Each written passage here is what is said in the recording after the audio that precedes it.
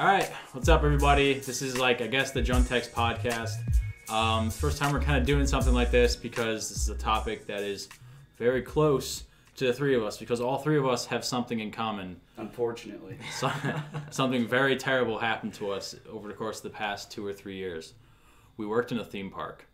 So the three of us all worked in the same exact theme park located somewhere in New England. We won't say the exact name of the park. We won't say the names of people in the park. But we're going to try and cover all bases on everything that is wrong with theme parks and the people who work in theme parks. So I guess to start, we'll go around talking about where in the park we worked and what that means. So, Joe. I worked in park services, which is just fancy word for cleaning fucking bathrooms. There's a little story behind that. So. Oh, I'll get into it. You want me to get into it now?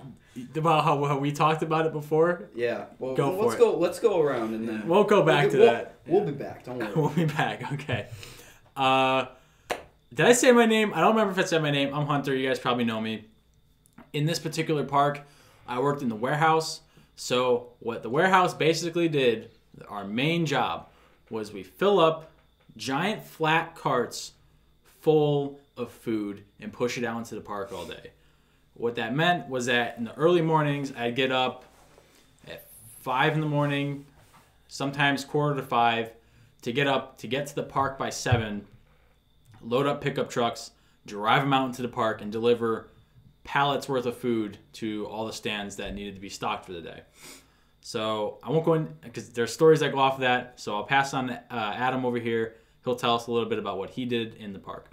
So my name's Adam. I worked games. That was awful. Not fun.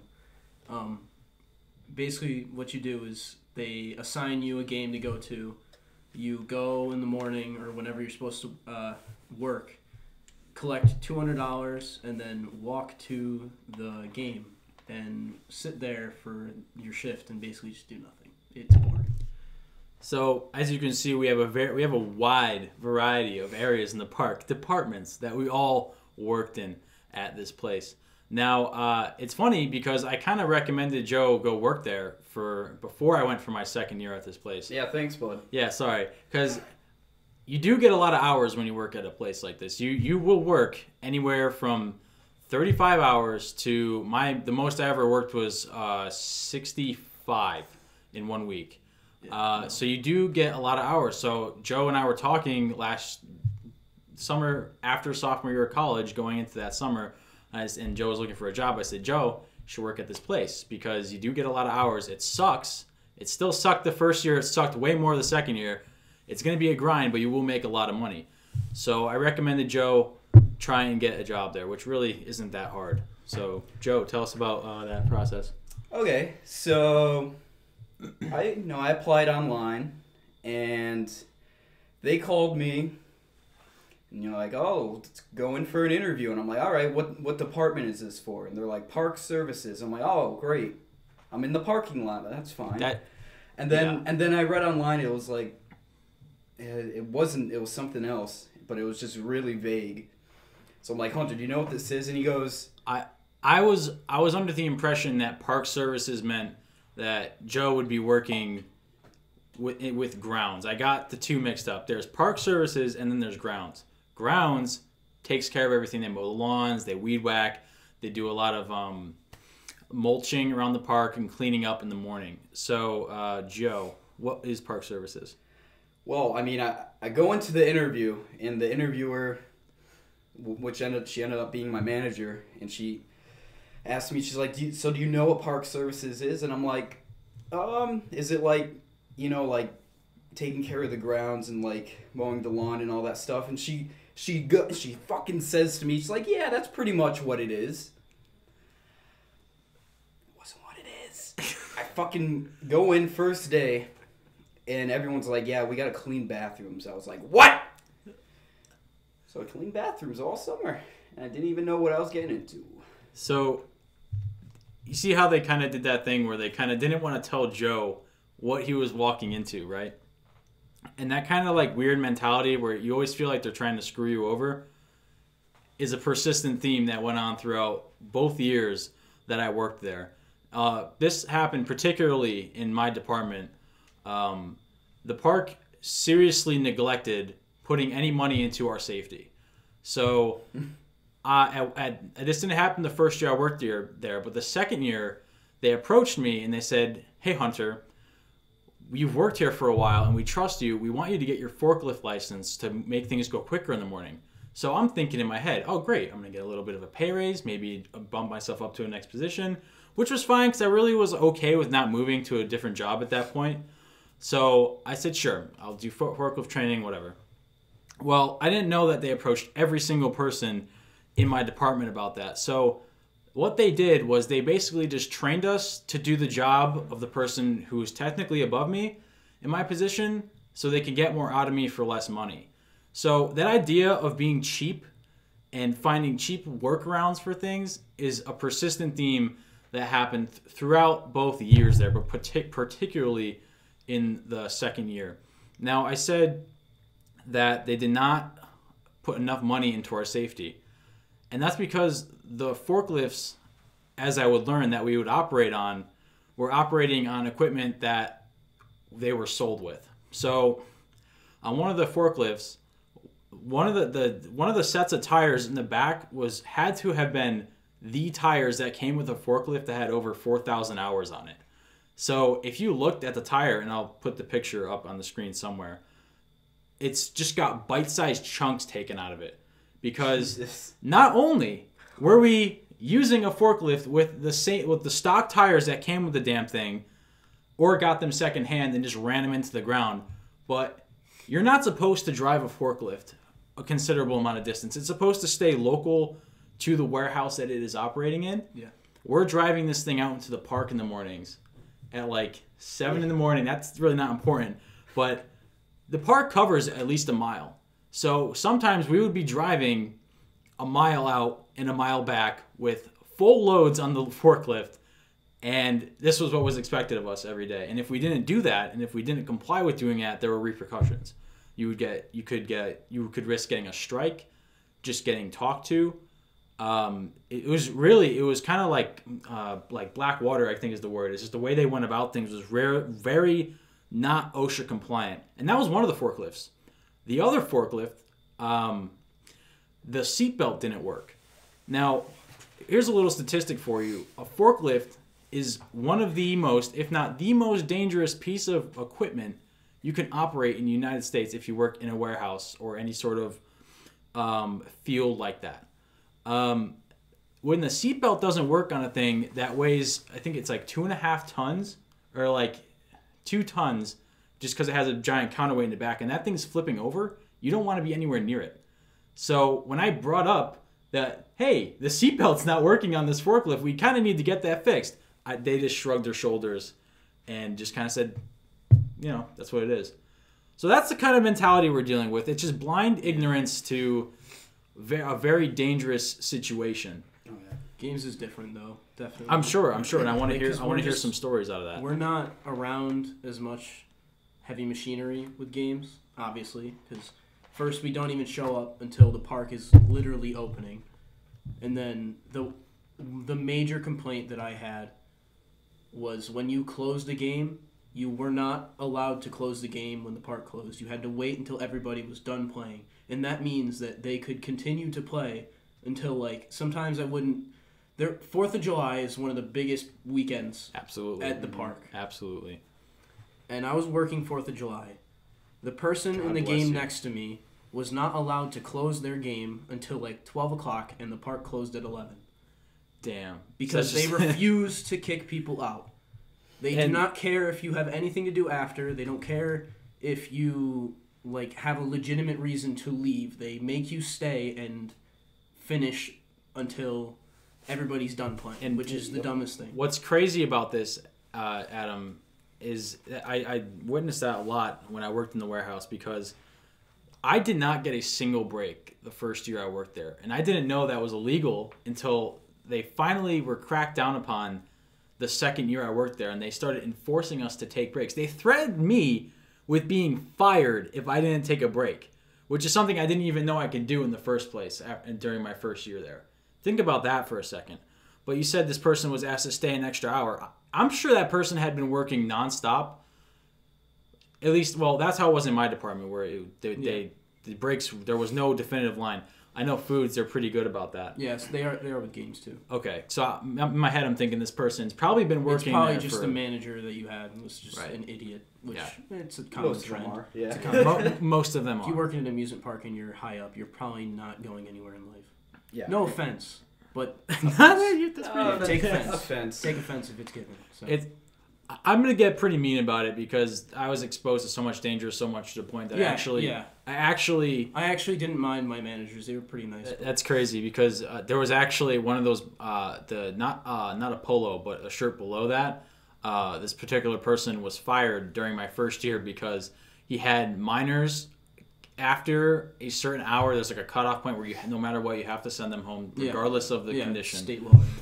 This person had them there 2 hours past that time, scrubbing the ceilings of the kitchen because he thought it was dirty. Dude was like crazy, but like again, just stuff like that happens all the time, and it's a theme park for kids run by kids. So the kids running the place don't know who to talk to when sketchy shit like that goes down. So a lot of this shit they get away with, and that's partially why I'm making the video why I got these guys together is because I'm just so sick of it. Like after my second year, I'm like, you know what? Someone's got to say something about this because it's not right. It's not right at all. But I kind of want to. We'll keep on that theme about things just being done, cheaply and just completely ignorant to safety about this particular place by telling a few stories. So I kind of want to talk. I'll start off and then we'll go because this one particular story is just fucking mind blowing that it happened. So I mentioned earlier, everybody in the warehouse during my second year was trained on a forklift, right? So everybody at different times throughout the season was slowly getting their forklift license, and this one particular person was, I think, one of the last guys to get it, and you can't blame him. Didn't know that, and this is another thing about safety, is on that same forklift where the seatbelt didn't work, the parking brake didn't work either. That's great. You could kind of see where this is going. So the guy was tasked with organizing some pallets outside the warehouse just so it would look nice. So he's done. He's driving the forklift back into the warehouse like he should, and somebody gets his attention from like one of the offices, and then he parks it, puts on the parking brake, which he didn't know did not work because nobody told him. Turns off the forklift, lowers the forks, everything like he should, hops off and walks away. Actually, he didn't turn it off because he was moving something. That's important to the story. So he gets called off the forklift, and then I'm actually in this group that he gets called over to. It's me, the not polo but below, the coach. They're called coaches, the people who technically manage you at this place, and we're having a conversation. In one corner of the warehouse, we're talking about organizing something. Meanwhile, on the other side of the warehouse, the second in command of the park is talking to the warehouse manager and somebody else. I forget who. And then this particular person turns around and the forklift isn't there. And we kind of all look at each other. We're like, where'd the forklift go? We're looking at all these people. We're like, they didn't move. None of them took the forklift. We look out the fucking garage door of the warehouse. This 2.5-ton machine is barreling out the fucking door, at least at going on like a human sprinting pace out the door. It is flying. This thing got so much speed, I couldn't fucking believe it. Luckily, the coach thought pretty quickly and hauled ass out the door. Now, if you're watching this and you work in a warehouse or you are ever thinking about it, you probably don't, but never fucking chase after a runaway piece of machinery. It's extremely dangerous. It can kill you very easily. This particular person chased down the forklift, hopped on while it was moving, slammed on the brakes, which hardly worked. Yes, the normal brakes on this thing barely worked. Brought it to a stop 1.5 feet away from another building, And 30 feet to the left of where the forklift ended up being stopped was a group of people who were working on the building. So you could imagine how all that negligence to safety and all that, just that blind ignorance in the management staff for not taking care of simple things like that nearly led to a group of people getting killed. So it's things like that just I felt just have to be out there and have to be said, because that's the kind of shit that's going on and nobody's saying anything about.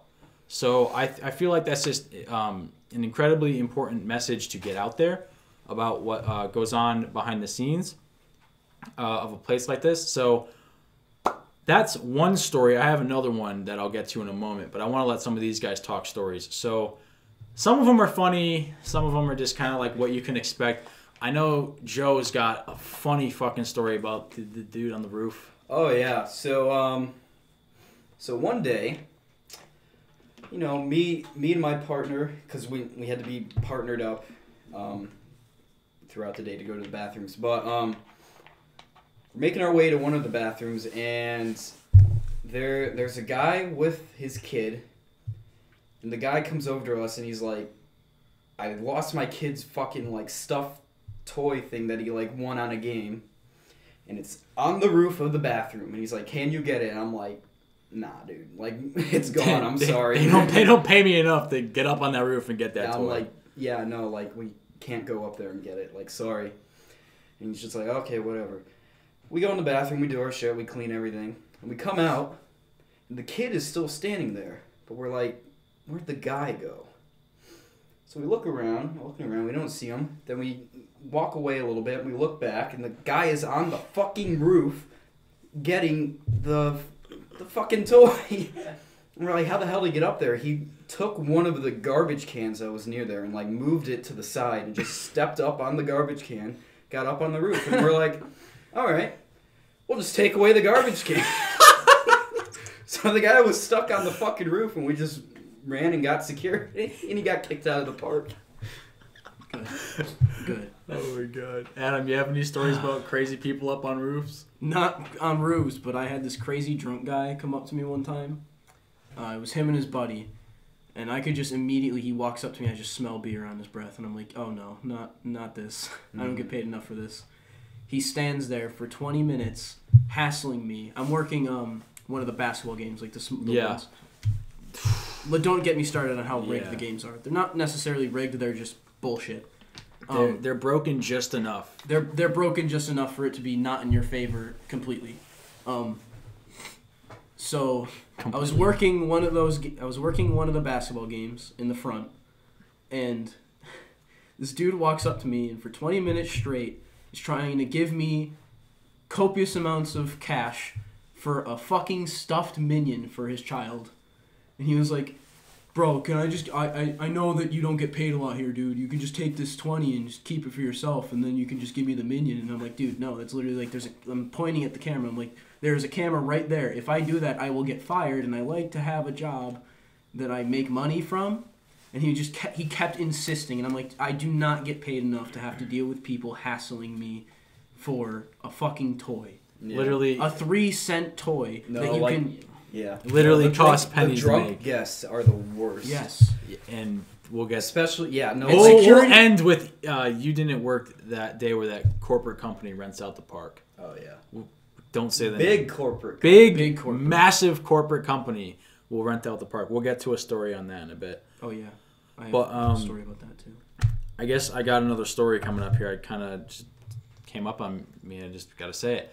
I legitimately think I almost died this summer. Oh, man. So this is not calling out the person who did this, but this is more just saying how you have to, if you're working around machinery and stuff like that, you have to pay attention to everything going on, and you can't let somebody be alone in a potentially dangerous situation for too long. And I'll explain what I mean by that.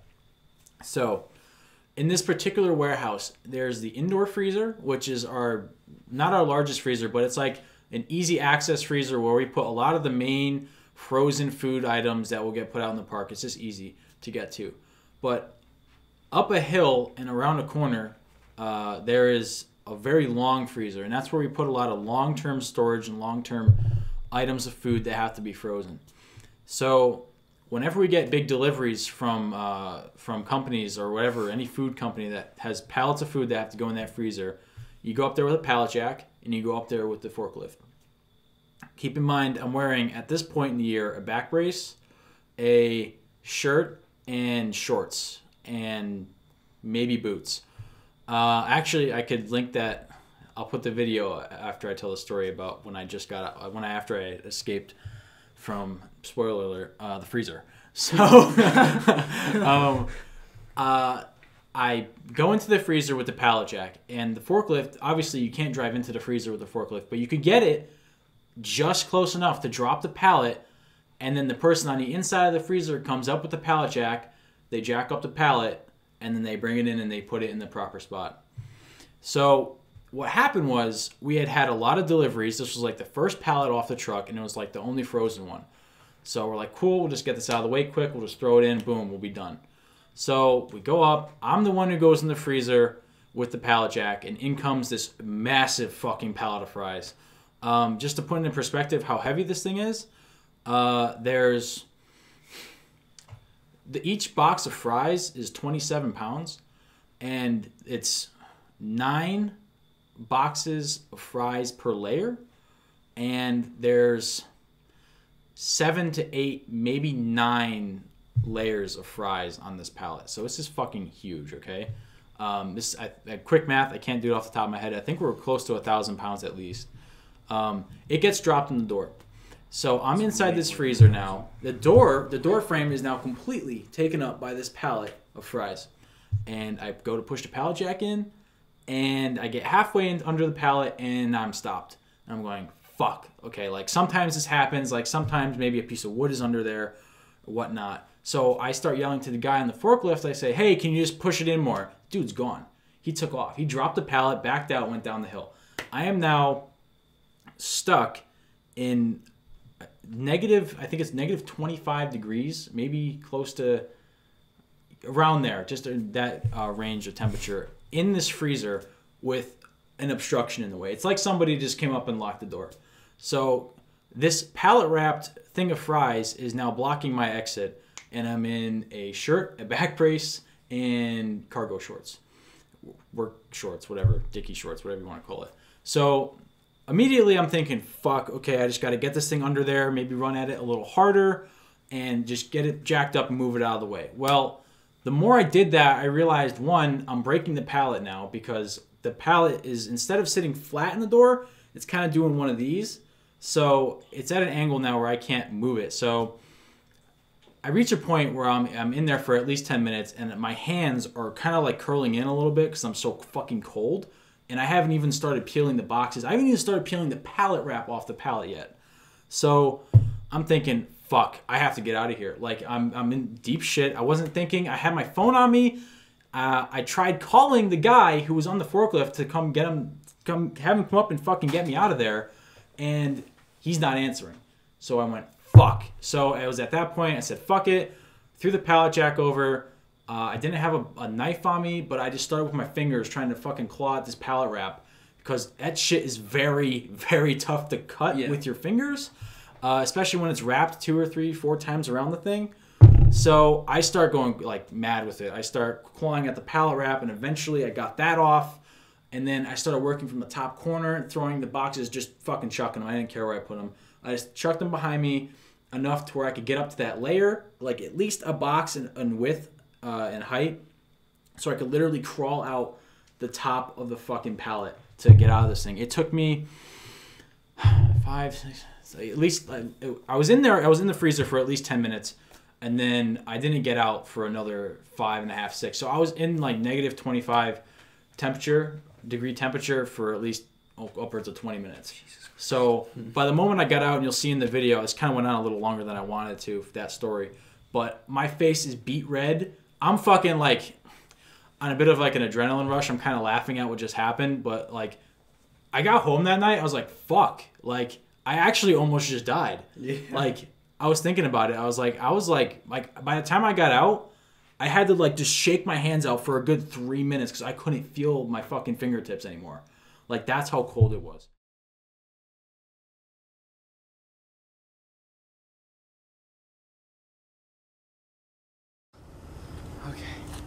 Wow, that was scary. So, we forked this gigantic fucking pallet of fries in here. But the dude on the fork put it only halfway in. So this thing weighs at least 1,000 pounds. And the pallet jack got stuck. So it's like negative 20 degrees in there. I'm in a fucking t-shirt and shorts. I had to dig my way out of there, dude. My fucking hands were freezing up. Oh, Jesus Christ. That was really scary. So, I don't even remember how I got on that story about that, but I'll hand it off to one of you guys if you got another story, but I had to tell that one. So, games is completely different when it comes to hours than it was with you guys. They just hired so many people. Like the orientation group that I was in had at least 30 people in it, and they had like 3 or 4 rounds of orientation. And I would be lucky if I got 10 to 12 hours. Really? Yeah. That little? That little. Wow, I was expecting you to say 20, but 10 to 12 hours. Yeah. That's insane. Yeah. That's actually... people also like drop shifts and pick them up all the time. Well, yeah, but if you're only working 10 to 12 hours, I mean... Yeah, it's still... It was just really... I had enough money to just pay in car insurance and gas just to get to work, basically. Wow. And just like $100 to spend every month, but that was it. And I was like, this is just not a worth waste it, of time for how much I have to go through between the drunk people not just complying with anything that you have to say or do, and people arguing over, oh, my kid didn't win a game. Oh, kind my God. of bullshit. Like I literally like at the games, you tell them the rules of the games. This many people win. Mm-hmm. This prize the first time you win, kind of thing. And they just didn't listen, and they get so mad and so upset that their kid didn't win a prize. And also, half the games don't even work. They're not even set up correctly. Like, everybody knows the stupid water game where you have to pop a balloon or whatever the fuck it is.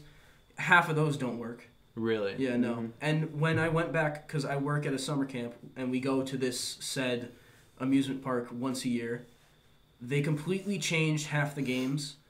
One of the games is one of those... I think they got a new company to do it. Yeah, one of the milk jug games, you could just tell when it falls over that it is just either one filled with cement or an iron block. Mm-hmm. Like, it just sounds like you dropped an anvil on the ground. Yeah. Mm-hmm. No, it's... And you're throwing these, like, sponge softballs at it. I'm like, there's no way for you to win this game. Yeah. They're completely rigged. Yeah, it's rigged. It's kind of funny, though, that you mentioned that your department was understaffed because... Overstaffed, sorry. Yeah, because I was, like, severely understaffed. So was mine. Yeah. And I'll talk a little bit how that affected me. I did work there before you guys. You did? Like, the summer before you started working. Yeah, you did. So, in order of who worked first, it went Adam, and then me and Joe. Yeah. So across those 3 years, I believe that was 15, 16, or 16. Whatever. It doesn't matter. Really matter. It really doesn't matter. It still sucked, and it hasn't changed. Clearly, you can tell from what we're talking about. So, in my experience, my department was severely understaffed. So, I won't go into like just a normal day, but I'll talk about the most drastic case, the case in which I actually ended up getting a work-related injury because of. So, there was one day in the end of July where the park had it was 10,000 something people in the park. Now, that's normal, except we didn't have a normal amount of people working in the warehouse. It was myself and 2 other people. Out of 10,000? Out of 10,000 people. So 3 people were in charge of making sure every single stand is not only throughout the day stocked with food, but at the end of your shift, the last 5 hours of your shift is loading up carts with food and material ordered on it's called a stock sheet. Each stand fills out a stock sheet at the end of the day, and they send it to the warehouse. And the warehouse is supposed to push out at least half of those at the end of the day, because that restocking all the stands happens at the end of the day before, in the morning before the next day. So that night, not only was the park extremely busy, and I was already doing just spot deliveries, running out the stands with various load sizes. But at the end of the day, I pushed out every single stand on a very busy day. So what ended up becoming of that was I ended up getting pretty severe back spasms to the point where I tried fighting it off for a few days with some ibuprofen. And then by the time I hit the second day, or third day, my back completely locked up when I was tying my shoes to go to work actually that morning.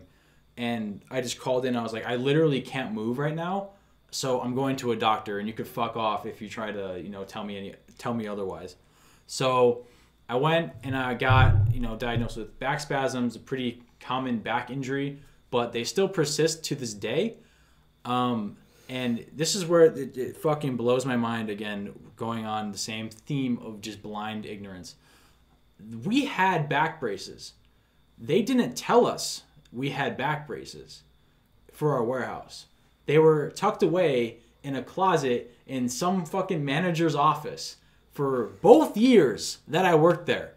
And until I hurt myself for them to say, oh, you know what? Yeah, you know what? We have back braces. Why haven't you guys been wearing the back braces? Like, fuck you. Like, honestly. Like, I threw out my back. I still can't fucking do back day at the gym. As douchey as that fucking sounds, I can't do fucking back day because my back locks up, you fucks. So I'm getting really into that right now, but it's still pissing me off, and I still have to fucking take ibuprofen every fucking day to make sure I don't fucking lock up during the day. And by the way, I just found this out this week. You guys don't know this. Maybe you do. I got a letter in the mail from my doctor, and in case you don't know this, when you get hurt at work and it's a work-related injury, the work is supposed to pay for the doctor's appointment. Yeah. I came in with the bill from the doctor. I put it on my manager's desk. I went up to my manager. I said, hey, I'm not going to say the name. The bill for my doctor's appointment is on your desk. I need you to bring this to the person in the park who's in charge of filing workman's comp and getting that paid and taken care of. It never got done. So now we're sitting upwards of a month out of this job, and I'm learning that I have an unpaid bill from a work-related injury. It's like $115. Like, it's $115 that should have been paid months ago, like a month ago. Yeah, not even by the injury actually happened in the end of July, so it should have happened right after I went to the doctor. Yeah. So it clearly just got, thrown in some pile and forgotten about. So I actually have to get on them about that soon. I have to call them or email them because that's fucked, and I'm not paying that. You're paying that. So, Joe, tell us about how that impacted you. Oh, yeah. We were, severely understaffed. I can only imagine why. Yeah. Well, I mean, everybody else that I talked to, they all said that, nobody told them, that we were cleaning bathrooms in the interview and shit. But, anyways, about being understaffed, for the first, month, we had, no girls. So that means, nobody to clean the women's restrooms. Yeah. We had, 2 people. We had, 2 women, and they were both, older. Well, how many bathrooms are in the park? Start there. 1, 2, 3, 4, 5, 6. 7. 7.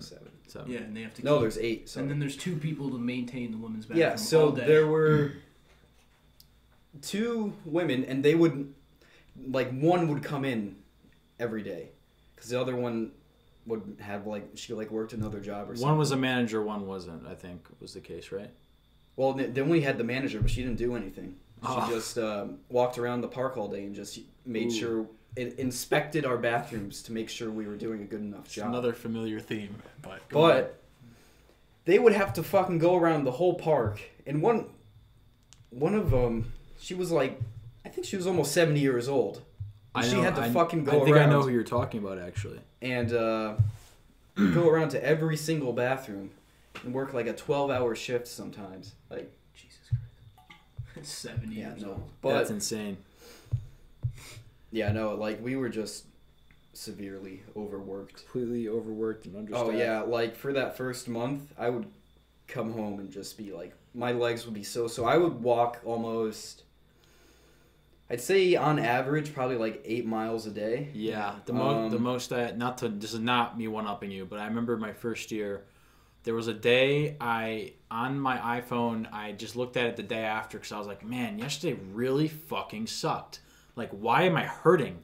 Like, I looked and it was 14 and a half miles. Oh, I did 15 before. No, but like 8 was just the average. That was just like a normal day. Yeah, a normal day. When it was fucking busy, we were hauling ass from the fuck here out. What? Now, Joe, you worked around a lot of gross shit all day. Did you ever see the inside of a grease bucket? I have not, but I heard it's pretty nasty. I have another video of that, I think, on my phone. But so basically, part of my job in the mornings, we only did this in the morning and at night because it's really disgusting. So each food stand has what's called a grease trap. If they're washing dishes and there's oil or anything on the pots and pans from the kitchen, it gets collected in a container and has a proper way of getting disposed of. One things they kind of did right. So each hardly, and I'll get into that. So they take this giant, it looks like a gas can of just grease and food particle, and they just dump it into a 5-gallon bucket, and they put it out in front of the stand to be collected in the morning. Now, each stand would probably have like anywhere between 3 and 5 of these things. So those also had to go back in, but the smell and inside of those buckets is unlike anything I have ever smelled or seen before. It literally looks like you're opening the lid to just a bucket of vomit.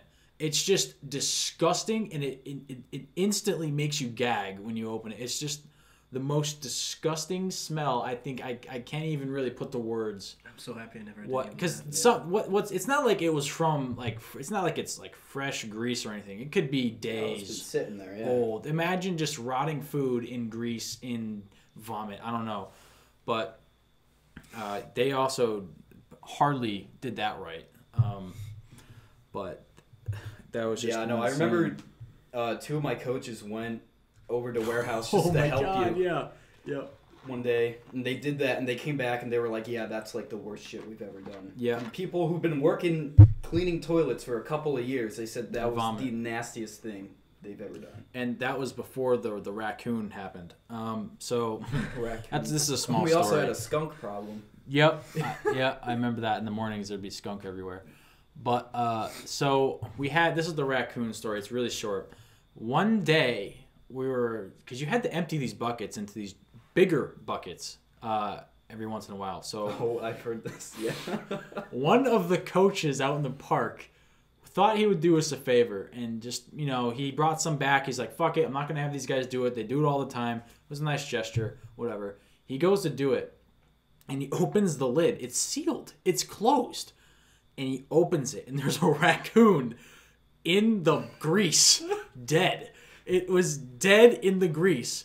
So nobody knows. It was never made clear as to what happened, but it's assumed that some people in foods found a raccoon or maybe left the lid open at night, and it crawled in there, started drinking up some Big Dipper juice, and fucking keeled over because the shit's toxic, and fucking died. And then it wasn't on the surface when somebody capped it in the morning. Could have been me who capped it, didn't see it.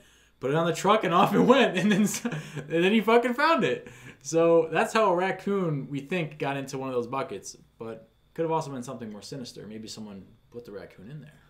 That would be fun. I don't know. Yeah, I also heard a rumor that they dump the bodies of dead animals in the nearby lake. I don't fucking doubt it.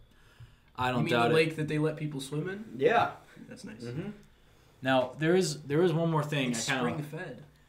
true. I don't know why they never offered fishing in that place, but that's besides the point. There's one more thing I want to talk about this place before we kind of just make it a little more open discussion. If there's anything else to say, is that theme parks, from what I've learned, they don't get rid of anything. Okay, so I saw this more because I was allowed to go onto like backlot areas and kind of see where they store stuff, and I'm telling you, they don't throw anything out. So there was a ride at this particular place, 2 or 3 rides, that literally hadn't been in the park for 8 years, something like that, 8 to 10 years, and they're just all disassembled off-site. So one of the things that this kind of is kind of getting back to is that they hoard everything because it's all about saving money in a theme park. And part of that kind of plays into like the whole safety thing I talked about earlier, how they don't give a fuck because they want to cut as many corners as possible.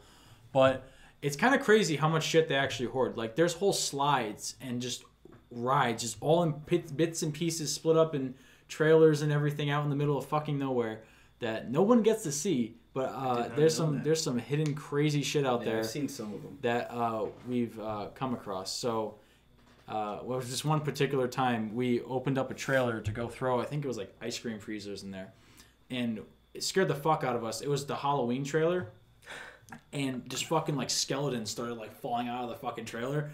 So it was just really creepy. One of the stands in the park was profusely leaking water from the ceiling onto the floor. And I heard this person say this. The person said, just fix it enough to last till next year. And that's the mentality that this place carries, is fix it just enough to fix it to when we have to care about it again. So everything in this place, it's going to waste even more money in the long term. Basically just duct tape together. Correct. Yeah. Basically, that might be what they did, but That'd be funny. that idea Fix it with Flex Seal. Yeah. Flex Seal. I'm Phil, whatever the fuck his name I'm is. Phil Swift. But that idea goes around everything, and it affects everything in the theme park. So I think I got just about everything I had to say personally out about the fucking place. Yeah. There was a lot. Let it all out. I'm leaving out some stories that just were kind of funny, but they don't really have any effect towards what the points I'm trying to make are. But if you guys get any more stories that you just thought were fucking crazy, oh, I have a story. I need to hear it. So I think I've heard all your stories except for this one. So, really? Yeah. I think I told you this. I don't know, but so one day, me and my AC, my assistant coach, there's like the manager, the coach, and then the assistant coach. I'm talking to him next to one of the rides, and a guest comes up to us, and they're like, "It smells like gas over here." Oh my god! Yeah, I know the story. I know the story. And we're like, okay, shit. So it was like right behind the ride. So we walk over there, and we're like, yeah, fucking smells like gas. And it's coming from like behind this fence, from like an Offsite. a back lot area. All right, so we fucking walk around. We go out into the back lot, and there's like the grounds garage where like the grounds people all hang out and they have all their shit in there. Smoke their cigarettes. Yep. Have their really crappy cars. And there's 3 propane tanks. There's 2 fucking huge ones next to each other, and there's a third one on the side. And this thing's fucking leaking. Like, I mean, you can see it. The vapor. Oh yeah, you can just see it fucking spraying out. Hell yeah, brother. And it's because it was like a 95-degree day, so the pressure was releasing because it was expanding so much from the heat. 95 and humid, by the way. Yeah. And we're like, fucking shit.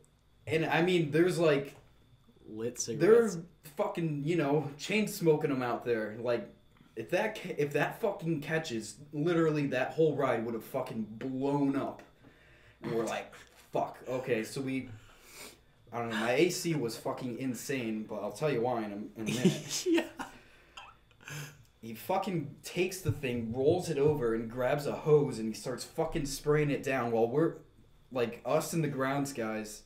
There were like a couple other people from my department that came with us. We're like fucking standing like 100 feet back. And we're like, I'm not fucking dying for this park. And he fucking sprays it down. It stops leaking, and we had to throw it in the shed. But it's like, Jesus, that could have fucking that blown would up. have been like a fucking nuke going on. Got fucking little kids on this fucking ride. Fucking Yeah, it was a kid's ride too. It's a kid's ride, by the way. Yeah. So, but it's literally a bomb in the back, dude.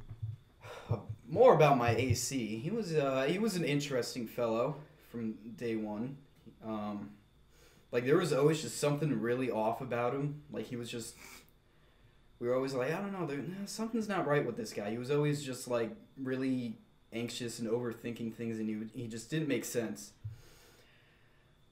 And then one day, he didn't show up for work, and we're like, oh, shit, what happened to What's his to name? Bob. That's not his real name, but and then somebody looks in the newspaper. Bob got arrested for having $2,000 worth of cocaine in his backpack that he was selling at the park. Yeah. That's awesome. Yeah. That's hilarious. A kid's theme park. Yep, and Bob's in jail now. So, bye, Bob. Yep. Bob's your uncle. Fucking bye-bye. Wiped off the map. But shit, I'm trying to think if I have any more stories about this fucking place. So I'll just take a moment here. Oh, okay. About what we were talking about, like all the fucking drunk people before. Oh fuck yeah! Yeah, no, I gotta talk literally- about corporate day. Literally the worst, because I remember there was one day we were closing the like the bathhouse, so it's like a bathroom in the back and like changing rooms in the front for the water park. And you know, we shut the big fucking doors and we're like, because the park's closed, everybody get the fuck out, even though they linger around for like an hour afterwards. And a bunch of fucking drunk, like 20-year-old girls come up and they're like, can we use the bathroom? And we're like, nah, like we're fucking spraying down the floors right now. Like, you can't come in. They're like, you're a fucking asshole. You're a white male. Oh my god. You're Nice. a fucking, or no, they didn't say a white male. It's just like, you're a male and you're not gonna let us in the female bathroom. And I'm like, yeah, no, like there's literally bathrooms at the gate that are still open that you can use. And like, I can't fucking believe you. I can't fucking hold it. You had to open the I'm door. like, bitch, what do you want me to do? We're fucking cleaned all the toilets. We scrubbed everything down, and we're spraying the floor with chemicals. Like, you can't come in here. No, definitely And can't. then go in there. people would literally, on like other days, they would go in and fucking pry the doors open and Yeah. come in. And I remember one day I'm in the back, like fucking wiping down the mirrors and shit. And then this dude and his son come in, and I'm like, yo, the bathroom's closed. He's like, oh, I just gotta pee for a minute. I'm like, that's nice. You can use the bathroom over there. Get the fuck out. And he's like, I don't know. He gave me some fucking attitude. I don't remember exactly what he said, but he pissed me off, man. Damn. Yeah. Oh my god. People just don't have any courtesy for No. anything. Damn. Even when it's blatantly obvious that the park is closing, you should probably go home because it's almost fucking midnight. And like, you're with your 7-year-old son. yeah, I know. Go home, you fucking ass. Yeah, Like, really? yeah, no, and like even if like we were just starting closing the bathroom, we hadn't done anything yet, and someone came in, I'd just be like, yeah, just like go quickly. But it's like everything's pretty much clean. Yeah, Like we're just yeah. finishing up. Like no, get out. Yeah, no, I feel that. And actually, just one more thing, because you reminded me of it. I'll try and tell this as quickly as possible. So, distribution of labor in my department was very bad. It was very poorly distributed. It wasn't enforced up to a certain level. So, on the day that I got hurt and I had to file for workman's comp, I was the only person wearing my color shirt doing all the labor. So, that sort of thing that would happen. And then there were days, this one day of the year, where a corporate company, a very large corporate company, Very well known. If guaranteed. we said the name, if we every said the single name, person that watches this video would know who it is. they would know absolutely who it is. They rent out the park and they have like a day alone. All the employees and their family get to go in and enjoy the park with free alcohol. So you can imagine how much fucking beer I had to deliver that day. Both years I worked it. So during the day, I almost said the name. I'll have to bring it back up. So during this day, there's at least 80 kegs that have to go out into the park. Now, if you've ever lifted a keg, you know that it's very heavy. Each keg is 165 pounds. So we're lifting these kegs up onto these flat carts that you might see at like a Home Depot and pushing them out into the park, which is loaded with hills, and has to go to a ton of stands that sell alcohol, that distribute alcohol. So that day in particular is one of the craziest shifts you can work if you work there, because the first year I worked there, I worked from 7 in the morning until 3 a.m. 7 in the morning until 3 a.m. That's why I quit the day before. And I will add, Said, on that first year, that was the only day I got a break. yeah. It was the only day I got a break that year. Yeah, exactly. So same with me. Like right after that day, they started enforcing the breaks. yeah, For some reason, I didn't have a break up until that day, and it was only because I was there for 12 hours. yeah. You're And supposed to get a break every 7 hours, by the way. Yeah. It's in the law in the state that this place is in. It's every 7 hours you get a break. Yeah. And I worked 7 a.m. to 3 a.m. with a break on that one day. One break. But a double shift, which is 12 hours, is not unheard of, and I didn't get any breaks on any of those other days. I think we covered all the bases on this fucking place, so I guess we'll just wrap it up by saying thank you if you made it this far into the video. Hopefully, you found it entertaining and a little bit insightful as to kind of the mindset that goes on in a theme park. And hopefully, I really fucking hope that not all theme parks are like this place. Yeah. Because if they are, I will never step foot into a theme park again. And I really hope, no matter how my life goes from this point forward, that I never step foot in this place again, this particular place that I worked. So thank you for watching. We hope you enjoyed the video. And if you like this kind of video where we're having discussions like this, we want to do more of this. Yeah. We have some new equipment like this microphone that's going to help us do this better. Let us know, and we will definitely get on that because, as you can tell, we have a lot of shit to talk about. So thank you for watching, and please like and subscribe. Oh, yeah.